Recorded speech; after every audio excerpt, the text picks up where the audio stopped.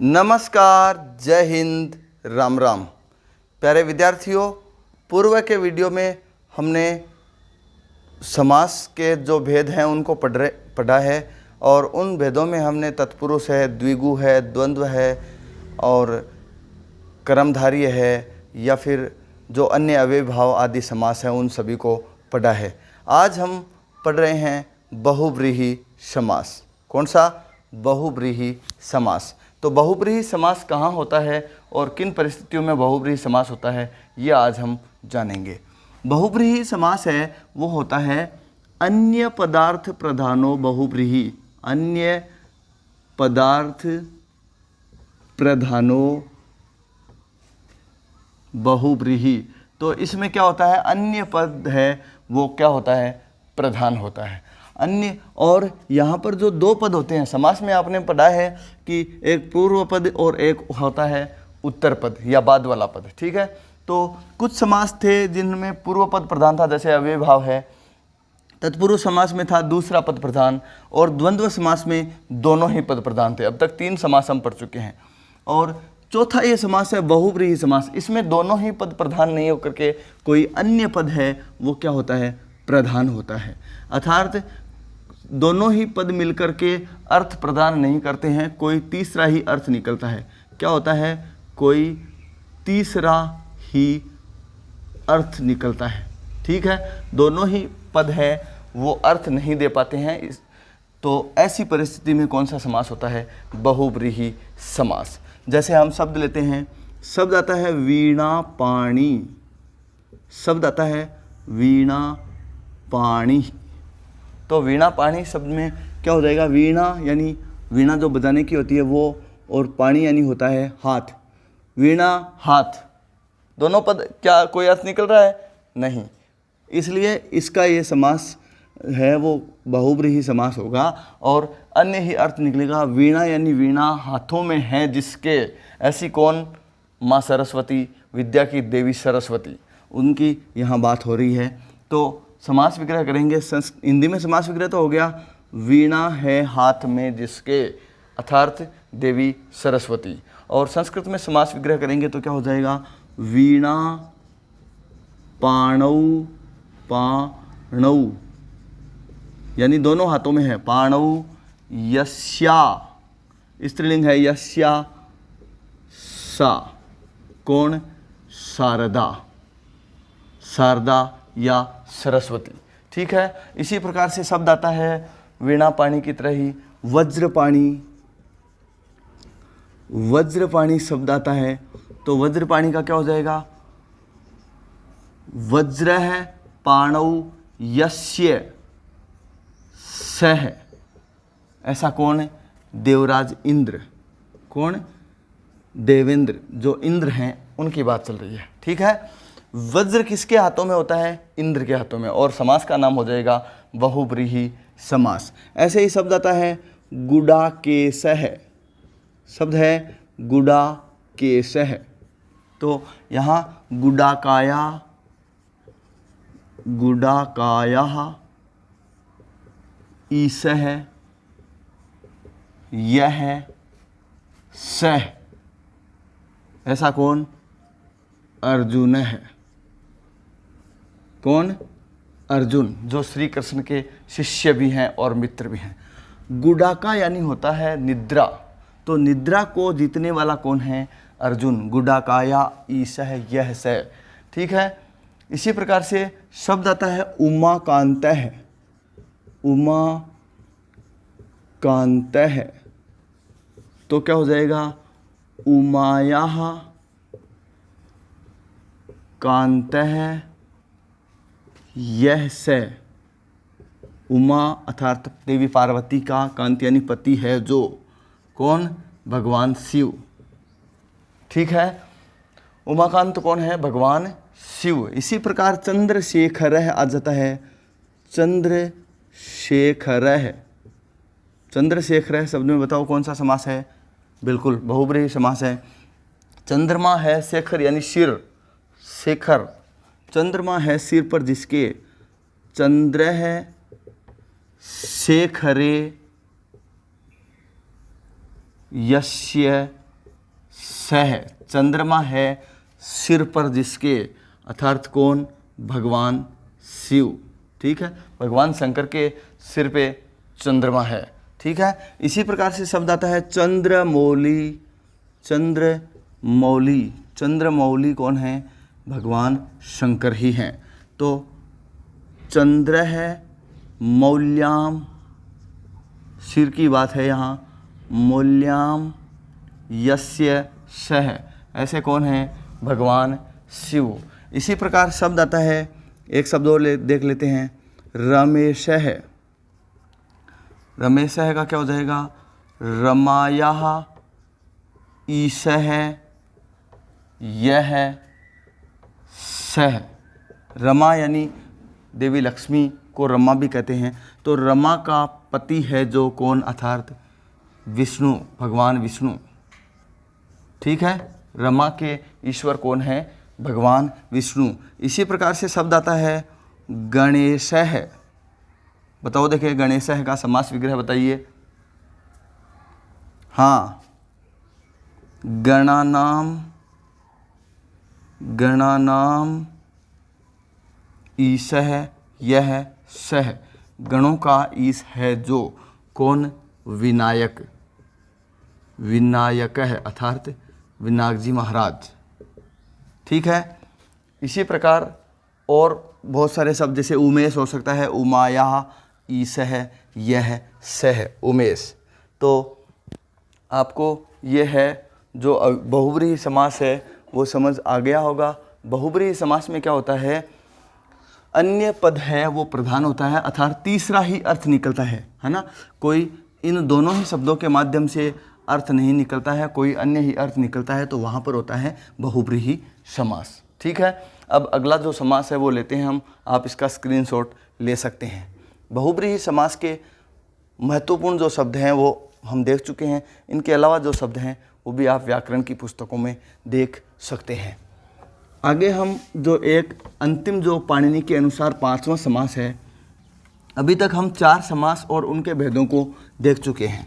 4 समास देखे हैं, अव्ययभाव, उसके बाद देखा है अव्ययभाव के बाद देखा है तत्पुरुष, तत्पुरुष के बाद देखा है द्वंद्व, और चौथा देख लिया बहुब्रीहि। 4 समास हम देख चुके हैं।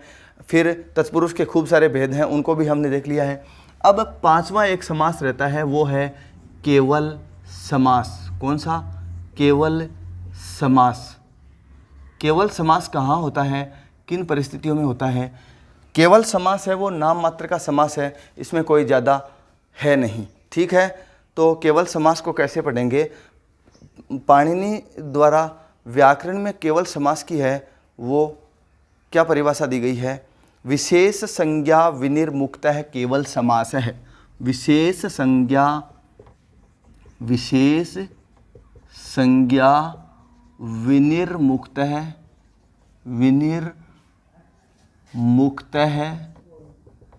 केवल समास है, केवल समास है। ठीक है, अर्थात विशेष संज्ञा से मुक्त जो है वो केवल समास है। अर्थात इसमें ज़्यादा कुछ नहीं किया जाता, या तो आप संधि युक्त पद हैं उनके संधि विच्छेद कर दो, या उनका स्थान परिवर्तन कर देते हैं। समास विग्रह इसका बिल्कुल सीधा सा है, दोनों पदों का स्थान परिवर्तन कर देते हैं, या फिर क्या करते हैं, दोनों ही पदों की क्या कर देते हैं, संधि विच्छेद कर देते हैं।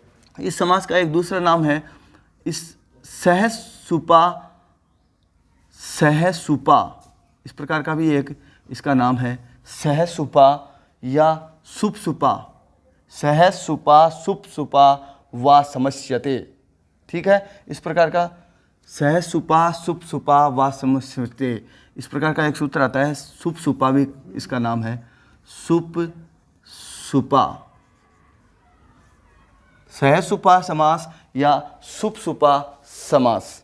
ठीक है, केवल समास है वो इन परिस्थितियों में होता है। केवल समास के 2-3 उदाहरण देख लेते हैं, उसके बाद हम समास टॉपिक को पूर्ण करेंगे, ख़त्म करेंगे। जैसे इसके उदाहरण हैं, यथा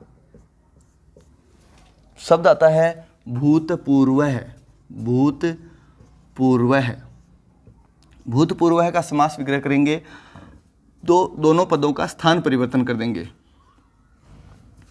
पूर्वम भूतः क्या हो जाएगा? पूर्वम भूतः, और समास का नाम हो जाएगा केवल समास। ठीक है। इसी प्रकार से शब्द आता है नैकधा। नैकधा शब्द क्या है? नैकधा। संधि विच्छेद कर दो। कहने का मतलब है साधारण शब्द है तो इनका क्या कर देते हैं हम, दोनों को स्थान परिवर्तन कर देते हैं। और जो इस प्रकार का शब्द आता है संधि युक्त, तो न एकधा क्या हो जाएगा? न एकधा। ठीक है। इसी प्रकार शब्द आता है वागर्थाव्यू। वागर्था व्यू, इस प्रकार शब्द आता है तो इसका भी हम संधि विच्छेद कर देते हैं। वागर्थौ इव, यह है। इसी प्रकार से अभूतपूर्व है। अभूतपूर्व है शब्द आता है अभूतपूर्व है, तो अभूतपूर्व का क्या हो जाएगा? पूर्वम अभूतः। पूर्वम अभूतः। इसी प्रकार शब्द आता है बालकाव्यू। शब्द क्या आता है? बालकाव्यू। तो बालकाव्यू में संधि युक्त पद है तो संधि विच्छेद कर देंगे, बस यही समास विग्रह हो जाएगा। इसका क्या हो जाएगा? देखो बालकाव्यू शब्द में बताओ संधि, हम संधि पढ़ चुके हैं। बालकाव्यू शब्द में संधि बताओ, लगाओ देखें नियम, जल्दी से कमेंट बॉक्स में जवाब दें। बालकाव्यू शब्द में कौन सी संधि है? हाँ, आप नियम खंगालें अपने दिमाग में, टटोलो शब्द को। बिल्कुल, आव की ध्वनि आ रही है यहाँ देखो, इसका मतलब ये आय अव आव की ध्वनि आई तो अयादि संधि का नियम लागू होता है और शब्द बन जाएगा बालकौ इव। देखो यहाँ भी वागर था विव, यहाँ भी आव आ रहा था, अयादि संधि थी, समास विग्रह कर दिया, अलग अलग पदों को लिख दिया। केवल समास है वो ज़्यादा कुछ नहीं है। केवल समास में क्या होता है, पाणिनि जी ने भी परिभाषा ये दिया, विशेष संज्ञा विनिर्मुक्त है केवल समास है। अर्थात विशेष संज्ञा से मुक्त जो समास है उसका नाम है केवल समास। इसमें कोई ज़्यादा कुछ नहीं है। तो प्यारे विद्यार्थियों, हमने अब तक जो समास पढ़े हैं वो चारों 5 समास यहाँ तक कंप्लीट हो चुके हैं। समास का टॉपिक आपका यहीं क्लोज होता है। थोड़ा इनका कंपैरिजन कर लेते हैं समासों का हम, आप स्क्रीनशॉट ले सकते हैं। केवल समास के साथ ही हमारा समास का टॉपिक पूरा होता है। अब थोड़ा सभी समास एक साथ देखते हैं। पहला समास हमने पढ़ा था अव्ययी भाव, ठीक है। दूसरा पढ़ा था तत्पुरुष, कौन सा? तत्पुरुष। और तीसरा पढ़ा था द्वंद्व।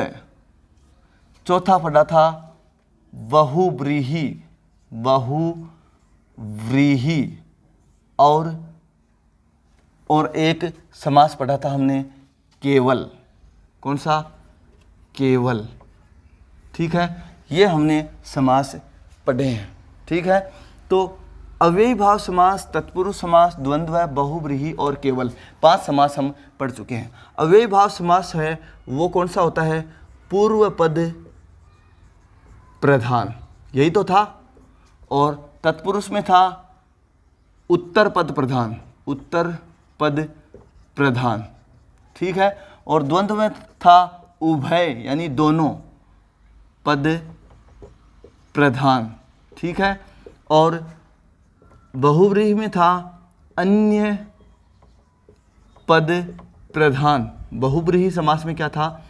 अन्य पद प्रधान। और केवल समास था वो विशेष संज्ञा से मुक्त, विशेष संज्ञा से मुक्त समास, ठीक है। ये हम 5 समास पढ़ चुके हैं। इसके हमने उदाहरण देखे थे। पहला पद है वो अव्यय आता है, उपसर्ग आता है, यथा, प्रति, अनु, उप, निर, से आदि ऐसे शब्द प्रारंभ में मिलते हैं। यथा, प्रति, अनु, उप, निर और से, इस प्रकार के जो पद हैं इनके स्थान पे क्या आता है ये सब हमने देखा था। किस समास में? इसमें, अव्ययी भाव समास में। अब तत्पुरुष समास में हमने खूब सारे भेद पढ़े थे, जैसे द्विगु है, तत्पुरुष के भेदों में हमने द्विगु पढ़ा। इसके अलावा तत्पुरुष के जो व्यधिकरण और समानाधिकरण दो भेद वो पढ़े। कर्मधार्य पढ़ा समानाधिकरण के रूप में, कर्मधार्य। इसके अलावा अलूक तत्पुरुष पढ़ा, अलूक तत्पुरुष, है ना, और नए तत्पुरुष पढ़ा, प्रादि तत्पुरुष पढ़ा, उपपद तत्पुरुष पढ़ा, उपपद, और गति तत्पुरुष है, मयूर वंश आदि तत्पुरुष है। इस प्रकार के खूब सारे समास इस तत्पुरुष समास में पढ़े। अव्ययभाव समास है, इसमें हमने इसके 3 भेद पढ़े थे। इतरेतर द्वंद्व, ये जो द्वंद्व समास है, इतरेतर द्वंद्व, समाहार द्वंद्व और एक शेष द्वंद्व। 3 भेदों के अंतर्गत इस द्वंद्व समास को हमने पढ़ा था। बहुब्रीहि समास में अन्य पद प्रधान वाले कुछ शब्द देखे थे हमने, जैसे वीणा पाणी है, वीणा पाणी है। इसी प्रकार से चक्र पाणी है, चक्र पाणी, है ना। इसी प्रकार से गणेश शब्द देखा था, गणेश। इसी प्रकार से शब्द देखा था सुरेश, ठीक है, ऐसे शब्द देखे थे। और विशेष संज्ञा विनिर्मुक्त है केवल समास है। इस समास में हमने क्या देखा था, इस समास में संधि विच्छेद किया था, है ना। क्या किया था, विच्छेद, बाकी कुछ ज़्यादा कुछ किया नहीं था, ठीक है। इसके अलावा शब्दों का स्थान परिवर्तन कर दिया था, स्थान परिवर्तन, ठीक है, जैसा कि इस आज के वीडियो में आपने इसको पढ़ा था। तो प्यारे विद्यार्थियों, मेरे द्वारा पढ़ाए हुए समास आपको कैसे लगे, आपको समझ में आए अथवा नहीं, समझ में आए हैं तो आप और ज़्यादा इनका अभ्यास करें, और समझ में नहीं आए तो किसी प्रकार की समस्या होने पर मुझे आप कमेंट बॉक्स के ज़रिए या मैसेज या व्हाट्सएप, जैसा भी आपको उचित लगे उसके ज़रिए पूछ सकते हैं। और क्लासेज को, व्याकरण की क्लासेज को आप नियमित रूप से देखें ताकि आपको ज़्यादा से ज़्यादा फ़ायदा हो। मिलते हैं अगले टॉपिक के साथ अगले वीडियो में, तब तक के लिए जय हिंद, जय भारत।